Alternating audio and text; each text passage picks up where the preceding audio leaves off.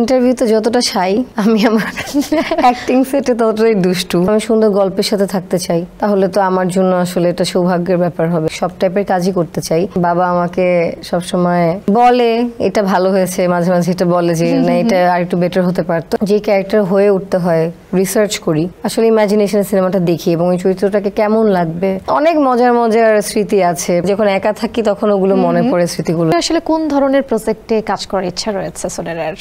অনেক আছে এরকম, অনেক টাইপের কাজ।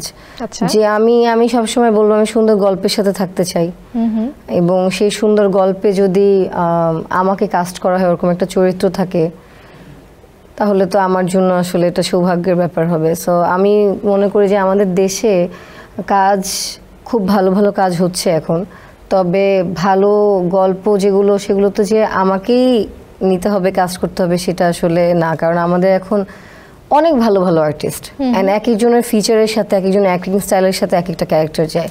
সো ওই জায়গা থেকে আসলে আমি বলবো যে আমি তো কাজ করতেই চাই, সব টাইপের কাজই করতে চাই, তবে ভালো গল্প পাওয়া একটা ভাগ্যের ব্যাপার।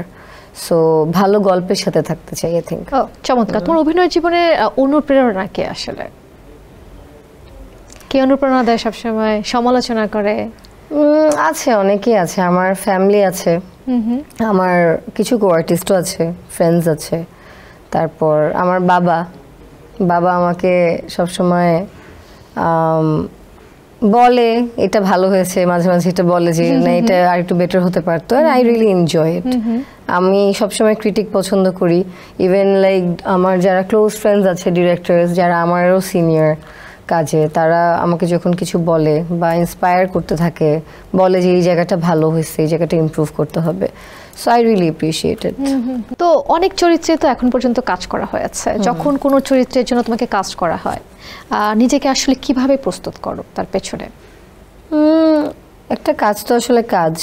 যখন যে ক্যারেক্টার হয়ে উঠতে হয়, রিসার্চ করি অবশ্যই, যাতে ক্যারেক্টারটার থাকে না, গল্পে তো সবসময় লেখা থাকে না, ক্যারেক্টার জার্নিটা কিন্তু সবসময় মেনশন করা থাকে না, বাট আমাদের অ্যাক্টর হিসাবে আমাদের ওই জার্নিটা একটা মাথায় তৈরি করাটা খুব জরুরি। সো আমি আমার মতো করে এক একজন এক একটা অ্যাক্টিংয়ের স্টাইল আছে, ক্যারেক্টার রপ্ত করার একটা আলাদা থাকে না, ধরন থাকে। সো আমারও আছে, আমি ক্যারেক্টারটা নিয়ে ফুল ওই টাইপের ক্যারেক্টারগুলো একটু খোঁজার চেষ্টা করি আশেপাশে, বা কোনো ফিকশনাল ক্যারেক্টারের সাথেও যদি ম্যাচ করে। সো তার আসলে লাইফে জার্নি যা যা হতে পারে, স্ক্রিপ্টটা পড়ে তো আমরা একটা আসলে ইমাজিনেশনের সিনেমাটা দেখি এবং ওই চরিত্রটাকে কেমন লাগবে, কেমন হওয়া উচিত, আমি আমার ভাবনা থেকে আমি নিজেকে সেভাবেই প্রস্তুত করা হয়। আচ্ছা, এই যে অভিনয় করছো, অভিনয় করতে যেই কিরকম হয়েছে কখনো কোনো স্মরণীয় ঘটনা কিংবা মজার কোনো ঘটনা যেটা আসলে মনে পড়ে এখনো? থাকে না, অনেক ফ্যান থাকে, অনেক ধরনের মজা করতে পারে, অনেক কিছু হয়। আমি আসলে ইন্টারভিউতে যতটা শাই, আমি আমার অ্যাক্টিং সেটে ততটাই দুষ্টু এবং চঞ্চল। এটা যারা আমার সাথে কাজ করেছে তারা বুঝবে। হ্যাঁ, কাজে সিরিয়াস যখন থাকি তখন আসলে দুষ্টুমি করতে ইচ্ছা করে না। তবে আমি আমার সেটে সারাক্ষণ চেষ্টা করি সবাইকে খুব থাকে না ফ্রেন্ডলি রাখা, প্রাণবন্ত রাখা, সবাই যাতে মিলেমিশে কাজ করতে পারে। সো ওই কানেকশনটা আমার মনে হয় যে অনেক দরকার হয় একটা কাজে। সো এরকম অনেক মজার মজার স্মৃতি আছে। প্রত্যেকটা সেটে যখন কাজ করি ওখানে মজার মজার স্মৃতি আসলে তৈরি হয়।